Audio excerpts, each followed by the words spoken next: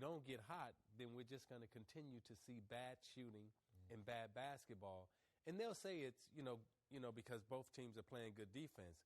But you and I know from playing in this league, okay, dude, you're not shooting the ball well. This is bad offense. We're not seeing good defense.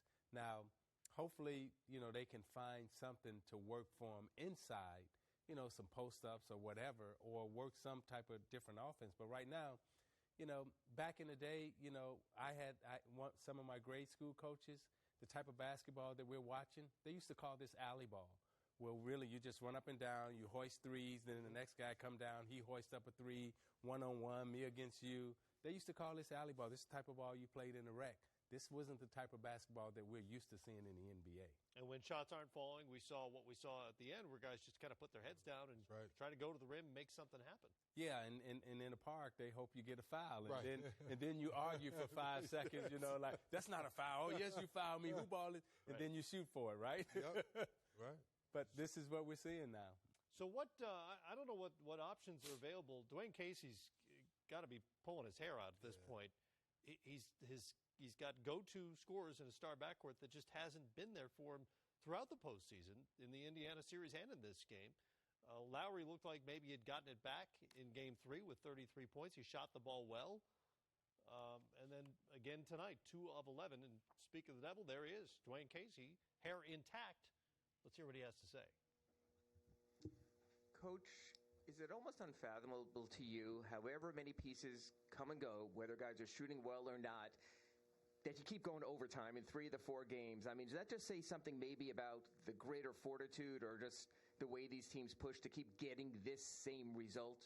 Well, you got 2 competitive teams. You got 2 teams that are close to equal talent-wise. You got a great player in Dwayne Wade. But again, 2 tough-minded teams, and they come out and enforce their will on us at the end of the game. Dwayne, over here. Do you feel you let one get away tonight? Well, again, when our 2 top players don't shoot the ball as well, we had some tough turnovers down the stretch. I felt like we let it slip away. It's on all of us. Defensively, I thought we gave up too many straight line drives to the bucket. We got to do a better job of containing the ball, keeping the ball in front of us. And I thought that was the difference down the stretch. It was just them attacking us in one-on-one fashion. Dwayne, with DeMar's thumb clearly an issue, I mean, just to the free throw line, you can see it. At some point, do you have to start giving him less rope? Well, we left him out how long in the 3rd and 4th? We kind of run out of bodies once when Cal went out. I thought that he could, he had one good drive there.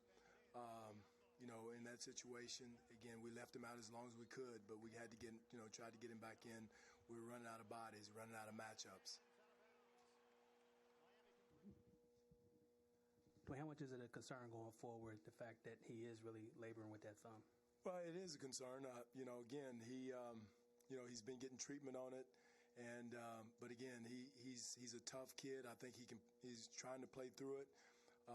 We'll look at the substitution pattern to try to relieve him a little bit more.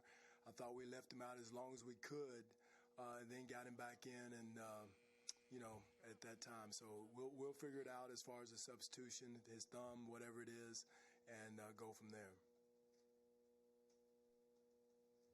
Steve. Dwayne, twice in the series now, you have the ball with, I think, around 12 or fewer seconds to go and one shot to possibly win it. Mm-hmm. And both times you ran basically isolation and let the guy do. Why not run a play with that? Well, it was that, it didn't turn out that way. They took something away. We ran a play. They took something away in that situation. It wasn't supposed to be Corey. For ISO. So it may have looked that way, but it was more to it than that. So we give them credit for taking the play out. And Corey, I thought Corey even then had a good look after the play broke down. So, again, those plays are very low percentage plays anyway as far as in the game shots. But, got to give Miami credit. They snuffed it out and ISO play. There was nothing fancy about it. He just put his head down and went to the rim. And we got to do a better job of keeping that ball in front of him. When you're small like that, it's very little either team could run when each team is switching everything. So you're limited. You try to pick out the switches you're trying to get and attack it. And that's what they did, and they were successful with it, with him making shots, making plays. Dwayne, at the end there in the fourth quarter, they went with Luol Deng at the 5, Joe Johnson, what have you. How did you balance Biyombo's, the offensive rebounding that he gives you with a lot of missed shots out there? How did you balance that, and what ultimately made that decision? Well, we went with Pat Patterson because we were having trouble scoring. We needed some scoring in the game. Bismack does a great job in those situations defensively. But again, at 45, at that time it was, I don't know what the percentage was, but 94-87 game, the low-scoring game, we were looking for points. We were trying to create offense. They were switching everything, so hopefully we were looking to go break the defense down and kick, and they did. Give Miami credit. They did a good job of snuffing out our draw and kick game, getting into the paint versus their switches, and vice versa on our end. We were doing the same thing, switching and they did a good job of attacking our feet and Wade getting to the rim, making tough shots.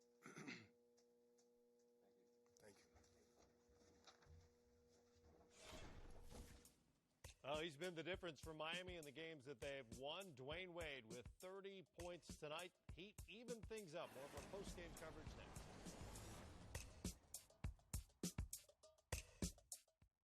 5 seconds to go. Curry with 4. Curry with 3. Takes a 3 for the win.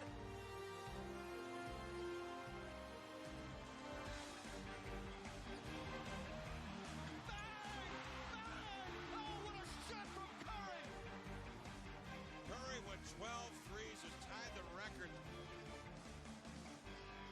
What a game from both teams. One of the most compelling regular season games you will ever see. They got it to one of the better. 8 seconds. Dirk against Randall.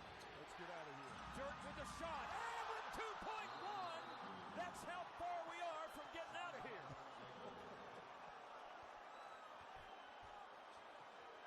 That's what he does.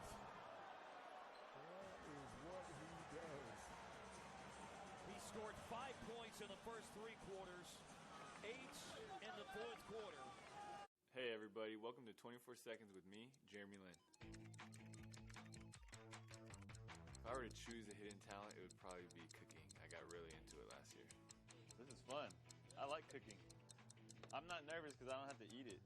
I am definitely a night person. I love staying up late at night. If I'm the coach for a day, the one thing I do is I want to yell at some players. I want to know what that feels like. That's a wrap. I'm out. Williams to Bird again. Up fakes. Fires another three-pointer. Whoa! Ties it up! Off balance. Falling out of bounds. Is he worth the price of admission or what? He is too much. Absolutely too much. 20 years ago, I was just a little girl. I didn't know I'd average 20 points. Didn't know I'd have eyes in the back of my head. I didn't know I would grow to be 6'9". I didn't know I'd become an all-star. Didn't know I'd be a nightmare on the wing. But what I did know is if I could do what they did, I could be a pro. Watch me work.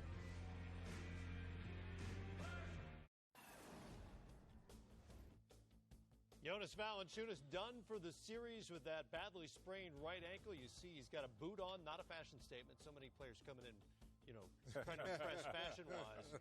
That was not impressive.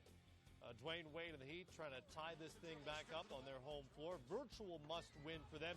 Bismack Biyombo. Stretch out, big fella. Right over Amari Stoudemire. Oh, yeah. Show him off. Biyombo starting for Valanciunas, went for 13 and 13.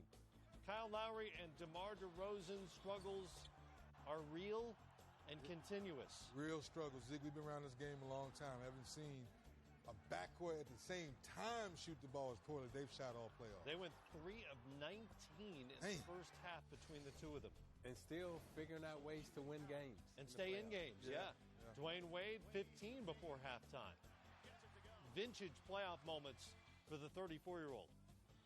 Cookies, you said it, Matt, vintage, getting to the rim, taking flight. The old Flash has come back. Also moved into 13th on the all-time scoring list. He passed Magic Johnson. His mom loves it. Miami up by 9 at halftime. Third quarter, Raptors start the third on a 13-2 run. He turnover Patrick Patterson. Transition 3. He turned it over again.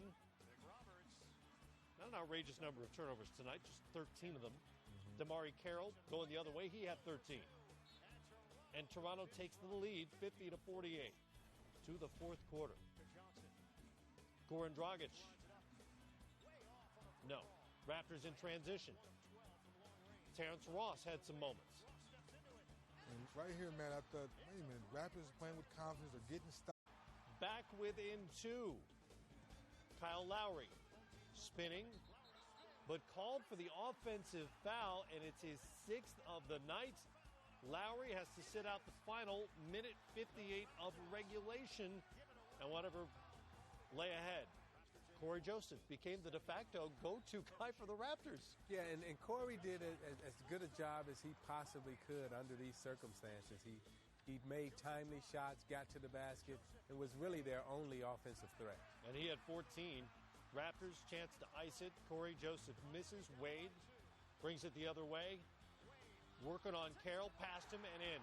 That's a veteran move, Matt. When in doubt, go all the way to the rim, put the pressure on the referees, try to get some contact. And if you're the Heat, when in doubt, go back to the well named Wade over and over and over again. Final shot of regulation of Joseph's fingertips, of course, right? That's right. Corey Joseph, of course, he's taking that shot for Toronto. And we go to overtime, of course, for the third time in this series. Patterson